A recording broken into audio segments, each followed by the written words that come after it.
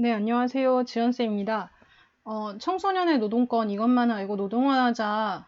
여러분들 청소년으로서 이것만은 최소한으로 알아야 될 것들을 정리를 해봤어요.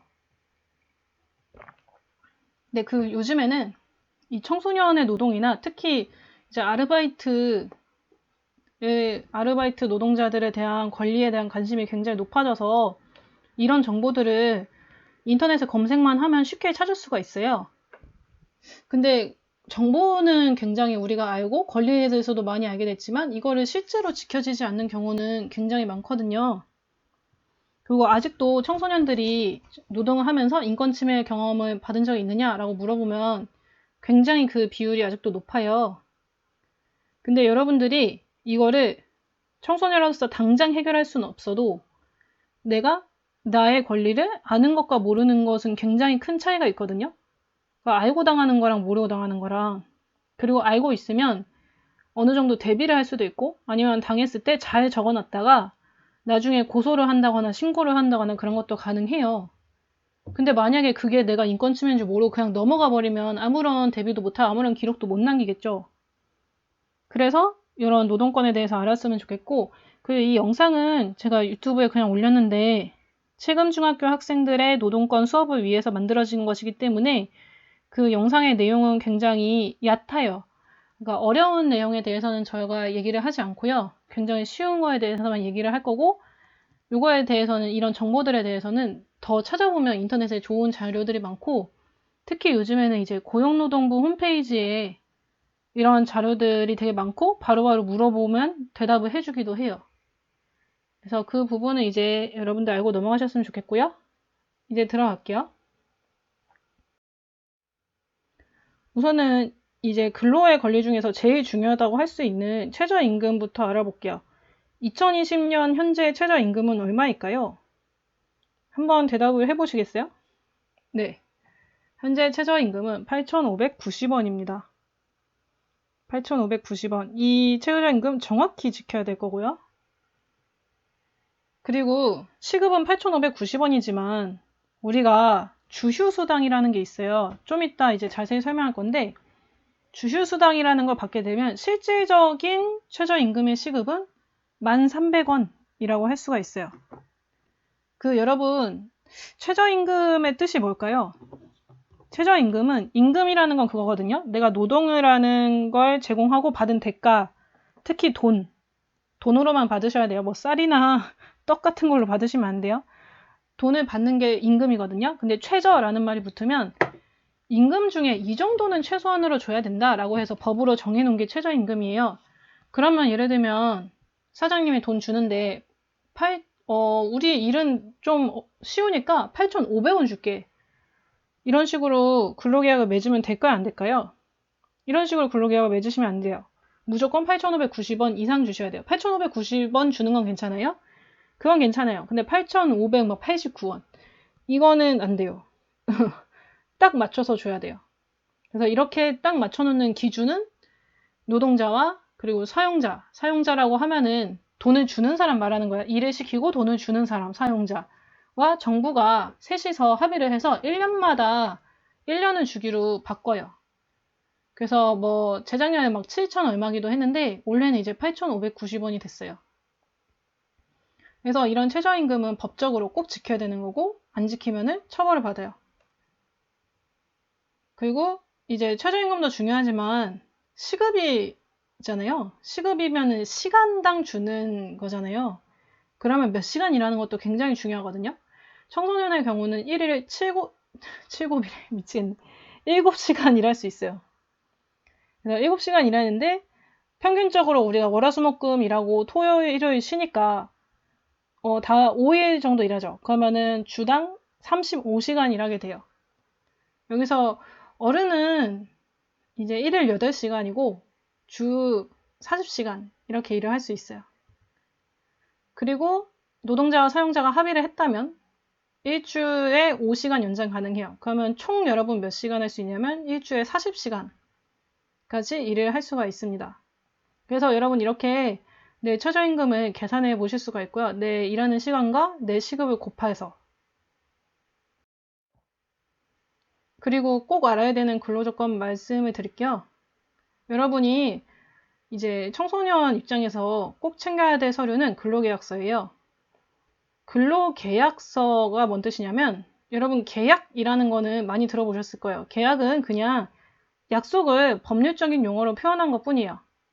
나는 뭐를 주고 너는 뭐를 줄게 하면은 내가 뭐를 주고 너도 뭐를 주게 됐죠. 그리고 이거를 약속을 했죠. 이걸 계약이라고 하고요. 그 계약 중에서도 일에 대해서 나는 일을 할게 너는 돈을 줘 라고 하는 계약을 근로계약이라고 하고 그 근로계약을 문서로 남긴 걸 근로계약서라고 해요. 그래서 근로계약서를 꼭 챙겨야 돼요. 사실은 어른들은, 그러니까 성인은 근로계약서가 필수가 아니에요. 필수가 아니에요. 근데 청소년은 필수예요. 청소년은 무조건 절대 근로계약서를 쓰셔야 돼요. 법에 나와 있어요. 청소년 근로계약서 써야 된다고. 이유는 무엇이냐? 청소년은 그 노동자 중에서도 청소년 노동자는 약자에 해당된다고 볼 수가 있어요. 이거 7급 중학생들은 아까 수업에서 얘기를 했는데 노동자가 일을 제공하고 돈을 받는 사람이고 사용자는 일을 제공받고 돈을 주는 사람이죠. 그러면 이 둘 중에 누가 상대적으로 약하고 누가 상대적으로 강하다 그랬죠? 보통 상대적으로 노동자가 약하고 그리고 사용자는 강하다 했어요. 왜냐하면 사용자는 돈이라는 걸 갖고 있고 직장이나 회사 같은 것도 다 사용자가 가지고 있어요. 그래서 사회적으로는 노동자와 사용자가 있으면 사용자가 더 세요. 그럼 계약을 맺을 때 계약은 각자 유리하게 맺고 싶을 거 아니에요? 그럼 노동자와 사용자가 계약을 하면은 좀 누구한테 유리하게 되는 경우가 많을까요? 각자 유리하게 하고 싶겠지만 조금 더 센 사람이 유리하게 되는 경우가 많겠죠. 그러면 노동자는 일을 조금 하고 돈을 많이 받고 싶을 거고 사용자는 일을 많이 시키고 돈을 적게 주고 싶을 거 아니에요?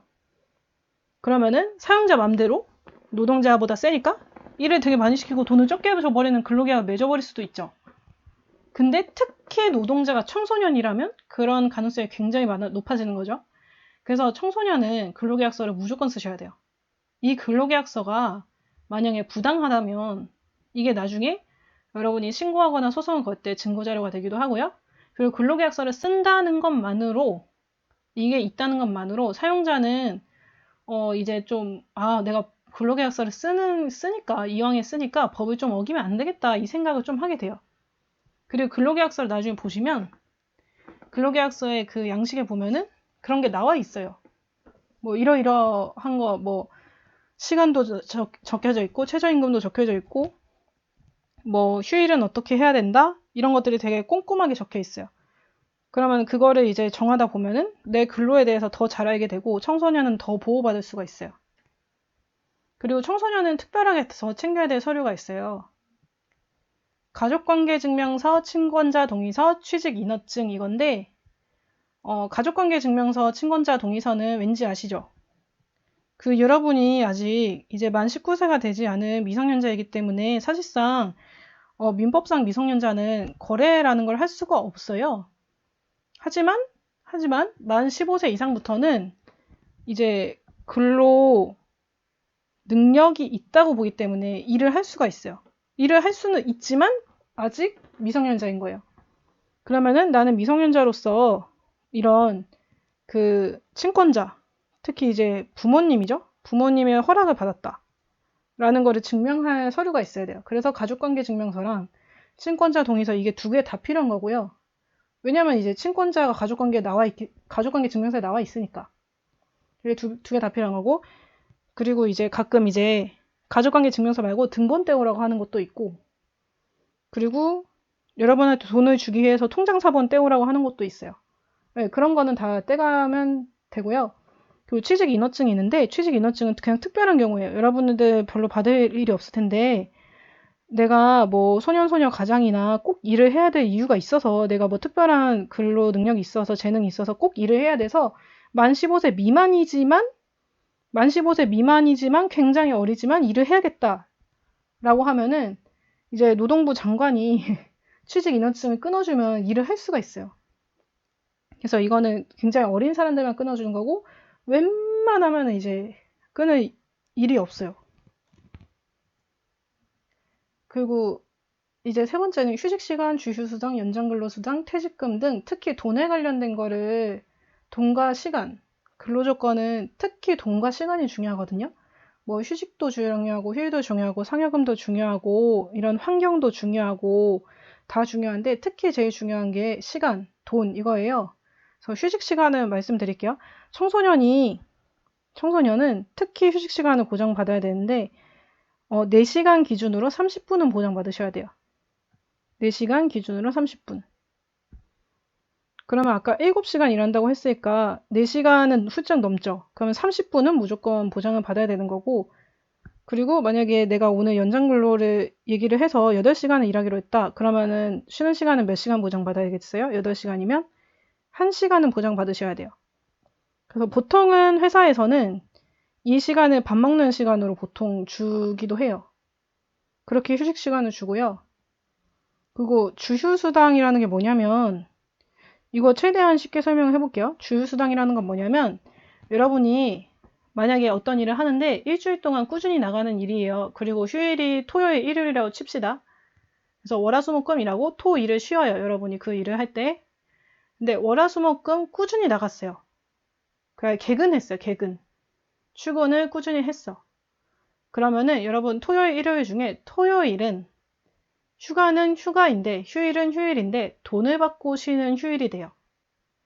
그러니까 주휴수당은 그 주 동안 출근을 잘 했을 때 휴일에 받는 수당, 주휴수당. 주 동안 그 일주일 동안 출근을 잘 했을 때 휴일에 받는 수당. 그러니까 그럼 계산을 한번 해보면 그냥 쉽게 계산하기 위해서 내 시급이 10,000원이라 해볼게요. 그리고 하루에 7시간 일해요. 그럼 70,000원이겠죠? 그리고 월화수목금 일했어요. 그러면은 5일 동안 일했으니까 7, 5, 35에서 35만 원이 이번 주에 받는데 주급이겠죠? 근데 거기서 주휴수당을 준다면 토요일은 내가 이번에 개근했으니까 토요일도 받아야 되는 거죠. 그럼 토요일에 얼마를 받고 내가 쉬는 거예요? 여러분 월화수목금에 몇 시간 일한다고 했어요? 하루에? 7시간 일한다고 했었잖아요. 그리고 내가 계산을 쉽게 하기 위해서 시급은 10,000원이다 라고 했잖아요. 그럼 토요일도 얼마를 받아야 되냐면 월화수목금에 일하는 것처럼 7만 원을 받아야 되는 거예요. 그러면 내가 받는 주휴수당은 일주일에 7만 원이 돼요. 근데 만약에 뭐 내가 아프거나 내가 뭐 집에 개인적인 사정이 있어가지고 이번 주에 하루를 빠졌다. 그러면 주휴수당은 이제 받을 수가 없어요. 주휴수당은 그 일주일 동안 일을 개근을 했기 때문에 받는 돈 받는 휴일 수당인 거기 때문에. 근데 가끔 이제 사장님들 중에 너 지각하거나 아니면 조퇴했으니까 못 받아. 아니면은 이렇게 말하는 사장도 있어요. 우리 회사가 무슨 공사를 해가지고 나오지 말라 했는데 그냥 며칠 나오지 말라 했어. 회사에서 일방적으로. 근데 이번 주에 공사 때문에 이틀 쉬었으니까 너는 3일밖에 출근 안 했으니까 넌 주휴수당 못 받아. 이렇게 해서 빼주는 경우도 있는데 이런 일은 있어서는 안 돼요. 여기서 주휴수당에는 여러분이 얼마나 출근을 잘했는지기 때문에 지각이나 조퇴는 해당이 되지 않고 지각이나 조퇴는 아예 해당이 되지 않고 출근만 했다면 그리고 사장님, 사용자가 쉬라고 한 거, 그것도 해당이 안 돼요. 여러분이 쉰 거, 여러분이 자발적으로 쉰 거, 여러분이 어쩔 수 없이 쉰 거, 이런 것만 주휴수당에서 안 받는 기준이 되는 거고, 사용자가 나오지 말라고 해서 나온 거는 주휴수당의 기준이 되지 못해요. 그리고 연장근로수당은 이거 잘 아시죠? 그러니까 야근이라던가 아니면 주말이라던가 이랬을 때. 그래서 막 내가 어디 알바를 하는데 사장님이 바빠가지고 이번 주말에 좀 나와줘 이래가지고 일을 했어요. 그러면 연장 근로수당을 얼마나 받아야 되냐면 평소에 일하는 것보다 1.5배 그러니까 50%더 받으시면 돼요. 만약에 내가 시급이 10,000원이다 하면 15,000원 받는 거다 라고 생각하시면 돼요. 꽤 받죠. 그래서 이런 연장 근로수당 평소와 똑같은 돈 받으면 절대 안 되고요. 35시간을 넘겨서 일을 했다면 무조건 연장 근로수당을 받으셔야 되고요. 일주일에 그 퇴직금이라는 게 있는데요. 퇴직금도 여러분 잘 아는 사람들 있더라고요. 퇴직금은요, 1년 이상 일을 해야 돼요. 1년 이상. 보통 이제 학생이나 청소년 같은 경우는, 일을 오래 하기가 굉장히 힘들긴 한데, 그래도 1년 이상 일을 하시는 경우가 있어요. 근데 1년 이상 일을 하면은 내가 쉽게 말해서 한 달 월급 정도는 그냥 퇴직금으로 받을 수 있고 내가 퇴직을 한 날로부터 2주 이내에 바로 받아야 해요. 이게 퇴직금이야. 그래서 1년 이상 일하면 받아야 되는 게 퇴직금이다 라고 이렇게 알아두시면 되고, 그리고 이제 꼭 알아야 되는 거는 청소년의 근로는 특별히 보호받아야 해요. 그 이유는 뭐냐면 청소년이 노동자 중에서도 아까 말했듯이 더 약자이기 때문이고, 그 청소년은 우선 성장기에 있기 때문에 그 건강이 굉장히 환경에 의해서 영향을 많이 받아요. 그래서 정신적으로나 이제 육체적으로나 그런 건강함의 정도가 굉장히 영향을 많이 받아요. 그래서 여러분들 특히 청소년들은 어떤 곳에서는 일하면 안 된다고 법에 적혀 있을까요? 예를 들면은 그냥 쉽게 말해서 뭐 PC방, 노래방, 술집 이런 데서는 여러분에게 좋은 환경이 아니기 때문에 특별히 보호하는 차원에서 여러분들 일할 수 없고 일을 시킬 수도 없어요. 청소년의 근로는 특별히 보호받는다라는 거 알아두시고, 그리고 근로계약서 같은 것도 여러분은 꼭 써야 돼요. 성인은 쓰든 안 쓰든 이제 자유인데 여러분은 꼭 쓰셔야 돼요. 근데 또 안 써주는 경우가 있죠. 그런 경우 또 알아볼게요.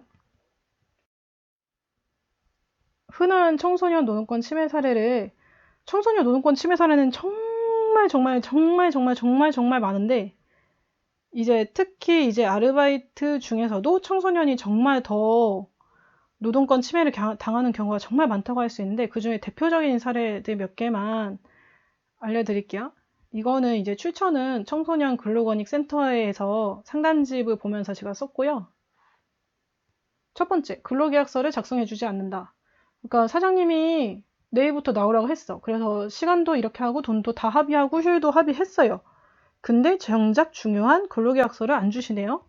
뭐 친권자 동의서도 받고 등본도 떼고 통장사본도 받았는데 내 손에 근로계약서만 없어요. 이 근로계약서는 청소년은 아까 말했듯이 무조건 작성을 해야 되고, 사용자는 근로계약서를 작성하지 않았다. 처벌받을 수 있어요. 이게 벌금을 내요, 벌금.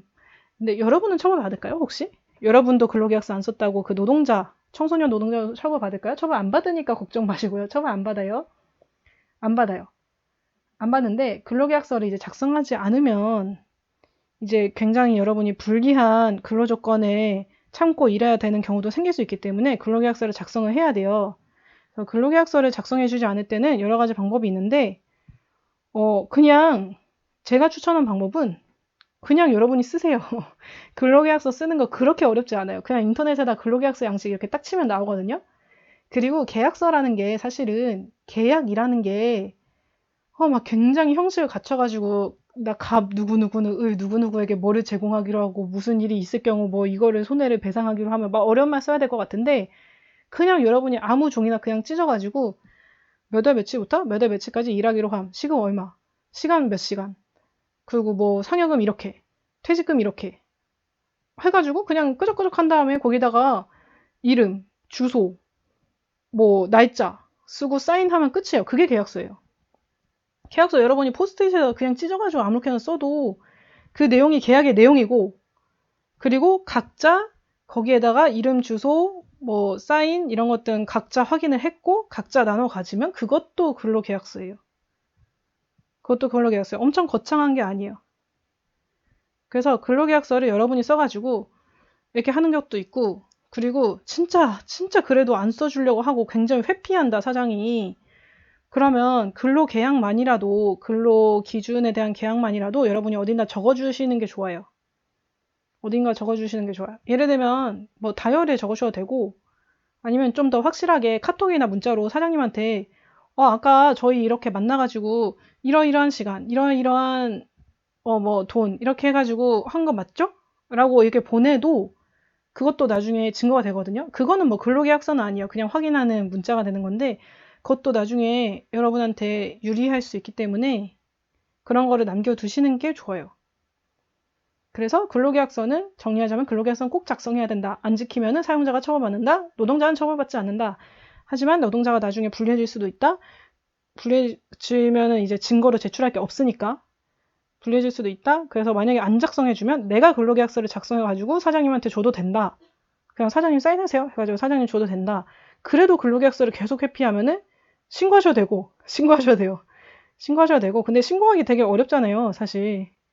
굉장히 이제 그 뭔가 기분도 상할까봐 되게 걱정도 되고, 잘릴까봐 걱정도 되고, 그럴 때는 그냥 문자나 아니면 내 개인적으로 적어놓는 것도 도움이 된다. 라는 거고요.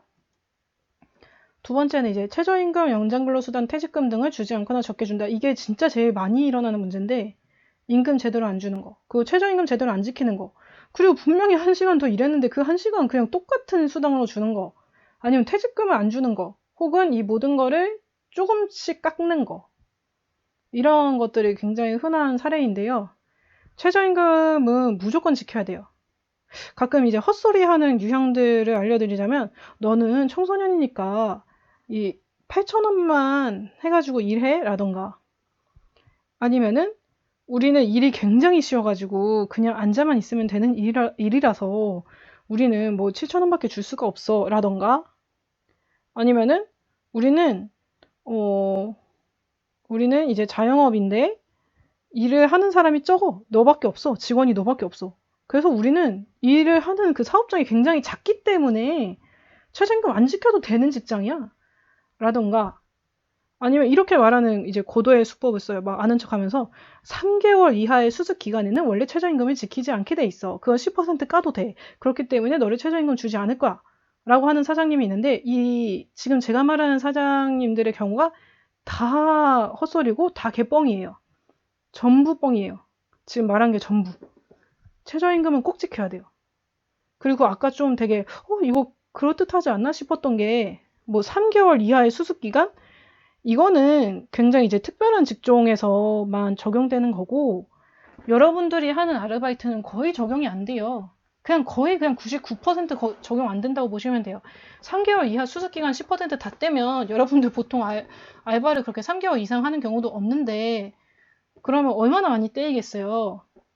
그렇기 때문에 최저임금은 무조건 지켜야 되는 거고, 청소년이라고 안 지키는 거 없고요. 그리고 연장근로수당, 이것도 1.5배를 더 받아야 되는데 1.5배 받지 않는 경우가 되게 많고, 특히 연장근로마저도 하루에 1시간만 더 시킬 수 있는데 막 1시간 30분 막 이렇게 조금씩 해가지고 더 시키는 경우도 많아요. 그런 경우는 이제 절대 있어서는 안 되고요. 그리고 퇴직금도 아까 말했듯이 1년 일했으면 거의 한 달 월급 정도 받아야 되고, 14일 이내로, 퇴직한 이후로 14일 2주 이내로 바로 받아야 된다. 라는 거 얘기를 했고요. 근데 이걸 여러분들이 굉장히 잘 알고 계시지만 진짜 그래도 안 지키는 사람 많아요. 경찰에 신고하셔도 되고요. 이제 좀 이따가 제가 신고할 수 있는 곳 알려드릴 텐데 바로 신고해도 되고, 그런 경우 있어요. 내가 그냥 최저임금 안 주는 거 빼고는 여기 너무 좋다. 그냥 일하고 싶다. 집도 가깝고 사장님도 최저임금만 안 지켜주지만 일도 쉽고 사장님도 좋다. 그냥 일하고 싶다. 최저임금 얘기 굳이 꺼냈다가 내 잘릴 것 같다. 이런 경우가 있어요. 그럴 땐 어떻게 하시냐면 우선은 여러분 일한 거 다 잘 적어두세요. 어디다가. 폰에다 적어도 되고, 뭐 다이어리에 적어도 되니까 어디다가 다 잘 적어두세요. 달력에다 적어도 돼요. 달력에다가 오늘 몇 시 출근, 몇 시 퇴근해서 돈 얼마 받음, 뭐 돈은 어떻게 받음 해가지고 그런 거 다 적어두시고, 이제 거기에서 일을 신나게 한 다음에 퇴직한 다음에 신고해도 돼요. 퇴직한 다음에 신고해도 돼요. 퇴직한 다음 바로 경찰서에 가가지고 바로 신고해버려도 돼요. 그러면은 최저임금 못 받았던 거 다 받을 수 있어요. 여러분들 예를 들어가지고 8,590원 아까 받아야 되는데 7,000원만 받고 일을 했었다. 그래서 내가 그걸 1년 동안 참고 일을 했어요. 1년 동안 아무 말도 안 하고. 왜냐면 그냥 사장님이 7,000원 준다고 했는데 싸우기 싫어가지고 그냥 네네네 한 다음에 일을 하고, 그 다음에 경찰서에 가가지고 신고를 했다. 네, 가능해요. 괜찮아요. 선생님 제가 근로계약서에다가 7,000원만 준다는 거 사인해버렸는데요. 그래도 최저임금은 근로기준법에 적혀진 거라서 최저임금법에 적혀진 거라서 근로계약서보다 세요. 보통 계약서는 법보다 세지 않아요. 계약서는 법보다 아래에 있기 때문에, 법은 이제 당연히 저 높은 데서 만든 거고 국회에서 만든 거고, 계약은 나랑 사용자랑 한 건데 당연히 법이 더 세죠. 법을 어기면 계약서 쪽이 더 안 되는 거예요. 그래서 계약서에다가 내가 7,000원 주는 거 사인까지 다 했어도 나중에 신고해도 받을 수 있어요. 이거 알아두세요. 이렇게 해가지고 제 주변에 학생 중에 받은 학생이 있어요. 진짜. 신고하는 거 되게 중요해요. 여러분이 그리고 제가 맨날 하는 말인데 수업 시간 때 진짜 막 사장님한테 공감을 해가지고 청소년이 사장님한테 공감해가지고 우리 사장님 진짜 좋은 사람인데 그 최저임금 500원 안 주셨다고 500원 깎았다고 그냥 내가 참지 이렇게 생각하시는 분이 있는데 진짜 냉정하게 생각해서 500원이 여러분이 없을까요? 사장님이 없을까요? 1000원이 여러분이 없어요? 사장님이 없어요? 여러분이 없지 않아요?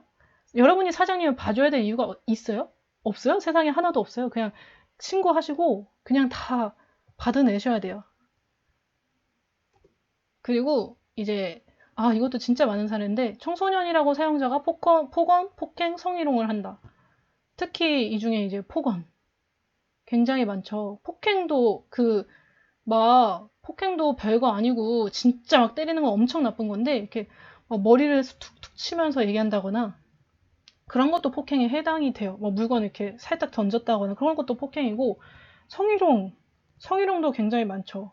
성희롱도 그냥 넓게 봐서 그냥 뭐 이런 외모에 대한 표현을 한다거나 나이를 가지고 이제 성적 표현을 한다거나 이런 것들도 다 성희롱에 들어가는 거예요. 그래서 청소년이라고 사용자가 폭언, 폭행, 성희롱을 한다. 이런 것들도 바로 신고할 수 있어야 되고 이런 것들도 전부 처벌이 가능해요. 그리고 사고가 났는데 사용자가 병원비를 주지 않는다. 예를 들어가지고 여러분들이 이제 무슨 뭐 패스트푸드 이런 데서 일을 하다가 여러분들이 뭐 감자튀김을 튀기다가 손에 화상을 입었어요. 근데 그냥 내가 실수한 거예요. 근데 이걸 나중에 병원에 갔더니 화상이라고 해가지고 병원비가 꽤 나왔어요. 근데 사용자가 이거를 그냥 안 됐다 하고 말아요. 병원비를 안 줘요. 병원비 받아야 돼요. 그리고 뭐 오토바이 사고가 났어요. 배달을 했는데 근데 뭐 내가 잘못한 거예요. 내가 그냥 신호 안 보고 해다가 내가 잘못한 거예요. 근데 사용자가 안 됐다 이렇게만 하고 병원비를 안 줘요. 이런 일은 있어서는 안 되고 이것도 생각해 보세요. 여러분이 만약에 알바를 안 하고 집에 있었어. 그럼 다쳤을까요? 안 다쳤겠죠.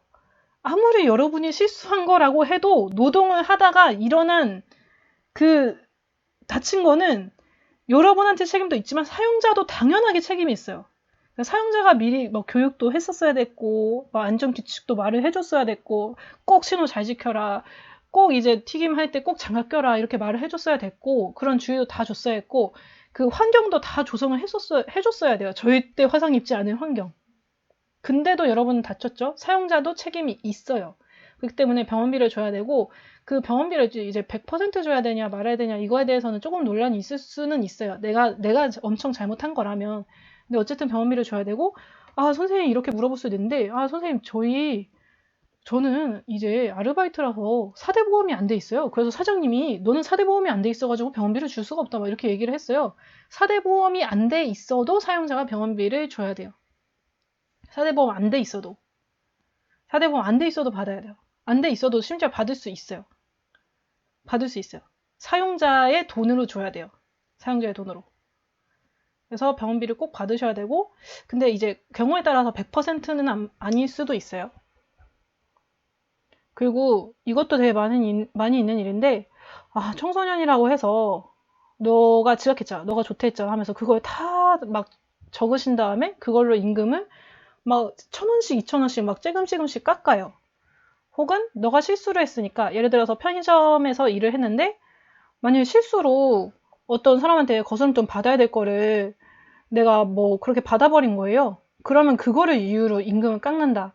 이것도 절대 있어서는 안 돼요. 지각 조퇴 혹은 실수는 이유로 임금을 절대 깎을 수가 없어요. 여러분의 실수는 실수고 임금은 임금이야. 임금은 받는 대로 받아야 되는 거고 근데 만약에 여러분이 실수나 이런 지각 조퇴가 굉장히 많이 손해를 끼쳤다. 그러면 사용자가 손해배상을 하라, 같이 부담하자라고 할 수는 있어요. 그거는 가능하긴 해요. 가능하긴 했는데 임금은 절대 건들면 안 돼요. 그러니까 임금은 절대 건들면 안 돼. 임금은 받는 대로 받는 거고 왜냐하면 근로계약에 적혀져 있는 거니까 받는 대로 받는 거고 이런 지각조퇴 혹은 실수 등의 이유로 깎는다. 이런 건 있을 수가 없어요. 근데 가끔 근로계약서에다가 이런 거 적어두는 나쁜 사장이 있거든요. 그 다음에 사장님한테 뭐라 하면 야, 너 사인했잖아. 여기 근로계약서에 지각하면 1000원 깎는다고 적혀있잖아. 막 이런 식으로 얘기하시는 분이 있어요. 그런 것도 전부 이제 근로계약서보다 법이 위에 있기 때문에 그런 것도 가능하지 않은 계약이고요. 여러분이 바로 신고를 하셔도 되고, 빡이 치면 바로 신고하셔도 되고, 아니면 참았다가 나중에 신고하셔도 여러분이 그 계약서에 사인을 했어도 이거는 신고가 가능해요. 그래서 이 정도만 알아봤고 사실 이거 말고도 노동권 침해 사례는 엄청나게 많거든요. 근데 이제 제일 흔한 것들만 얘기를 해봤고요.